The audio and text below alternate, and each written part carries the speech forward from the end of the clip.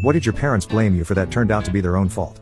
1. When I was 13, I begged my mom to let me go stay at a friend's house. Her brother was sick, and I ended up catching the flu from him. My dad was fighting congestive heart failure, though I didn't know it at the time.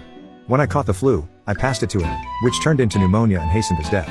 In her grief, my mother told me it was my fault he died, that if I hadn't caught the flu, Dad would still be alive. I lived with that guilt for years, feeling as if I had murdered my dad. Years later, after my mother died, I found out from my brother that Dad had worked on our pasture fence in the rain, already having the flu. I'd caught the flu from him, and it turned into pneumonia afterward. But it was the broken fence in the rain, not me. Our mother never took back blaming me. She also told me she couldn't love my daughter because she wasn't perfect. She has Down syndrome and leukemia. I did not attend her funeral. 2. One day when I was in high school, I arrived home to discover several mostly empty bottles of alcohol from my mother's liquor cabinet sitting out on the kitchen counter. Upon hearing me enter the house, my mother angrily stomped into the kitchen to demand an explanation about why her booze was missing. I had absolutely